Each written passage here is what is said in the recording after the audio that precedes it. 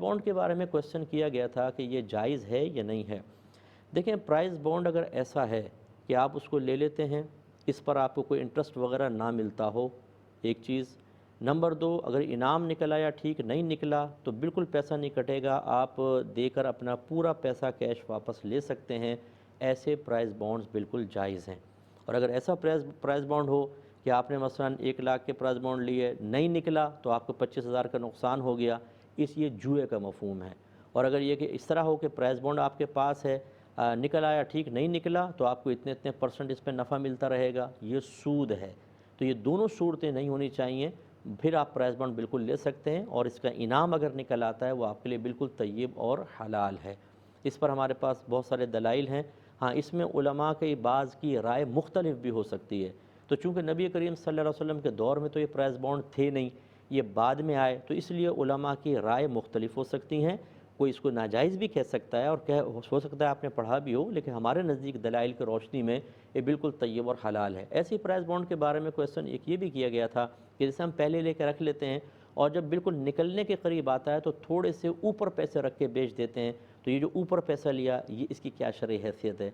तो जवाब ये है कि ये भी बिल्कुल जायज़ है। आजकल एक प्राइस बॉन्ड माल तिजारत बन चुका है, इसकी बाकायदा तिजारत होती है। देखें ना, आप ख़रीदते हैं, वैसे तो ये कागज़ का टुकड़ा तो कुछ भी अहमियत नहीं रखता, लेकिन बहरहाल ये एक नोट की तरह, जैसे नोट की बैع होती है। अभी आप करारे नोट ख़रीदेंगे, 1000 की गड्डी 1025 की आपने ले लिया, 1100 की ले ली, तो ये नोट की बैع भी, ख़रीद व फ़रोख्त भी जायज़ है।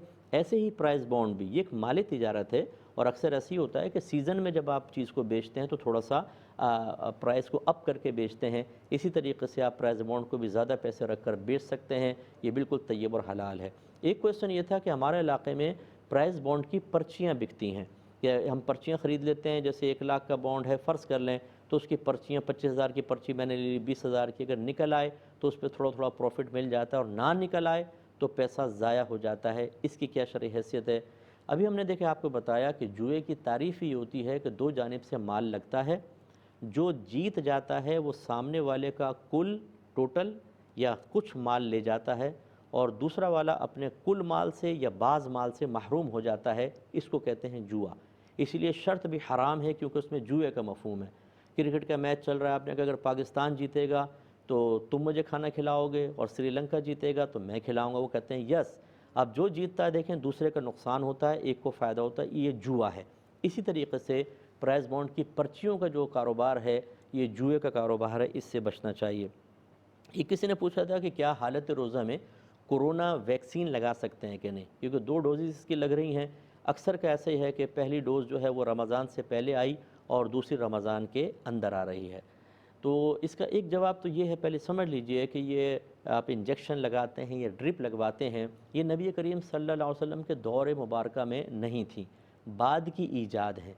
जो चीज़ बाद की ईजाद होती है उसमें फिर मुज्तहिदीन, उलमा, मुफ्तियान किराम गौर व तफक्कुर करते हैं कि इसको जायज़ कहें कि नाजायज़ कहें। तो ये इंजेक्शन, ड्रिप्स या वैक्सीन्स वगैरह जो हैं, इसमें भी उलमा की राय दो हैं। बाज़ कहते हैं कि हालत रोज़ा में नहीं लगवा सकते, लेकिन ज़्यादा तादाद में और अक्सर उलमा कहते हैं कि लगवा सकते हैं, इससे रोज़े में कोई फ़र्क नहीं पड़ेगा। हमारी राय ये है कि हम दोनों जानिब के उलमा की रियायत करते हैं। अगर तो इस ड्रिप के बग़ैर, वैक्सीन के बग़ैर या इंजेक्शन के बग़ैर आप आसानी से रोज़ा पूरा कर सकते हैं, तो हम कहते हैं एहतियात इसमें है कि ना लगवाएं। और अगर इसके बग़ैर रोज़ा पूरा ही नहीं होगा, जैसे कोई बहुत ही नकाहत वाला आदमी है, कमज़ोर है, डॉक्टर ने कहा एक ड्रिप चढ़वा लें, रोज़ा पूरा कर सकेंगे वरना रोज़ा नहीं रख सकते, तो आप ड्रिप बिल्कुल चढ़वा सकते हैं और रोज़ा रखें, क्योंकि इबादत की तकमील शरीयत को मतलूब और महबूब है। इस तमहीद के बाद आप जवाब समझ गए होंगे कि कोरोना वैक्सीन अगर गवर्नमेंट की तरफ से लाजिम है, जैसे बाहर के मुल्कों के अंदर लाजिम कर दी है वैक्सीन, या फिर आप 50 से अबव हैं और मोहतात हो के आपको लगवाना है, और या गवर्नमेंट आपको तरगीब मुसलसल दे रही है और आप सोचते हैं नहीं लगवाऊंगा, ऐसा ना हो कोरोना हो जाए, तो बिल्कुल आप लगवाएं। हमारा मशवरा ये होगा कि आप लगवा लीजिए और इससे आपके रोज़े पर इंशाअल्लाह कोई फ़र्क नहीं पड़ेगा।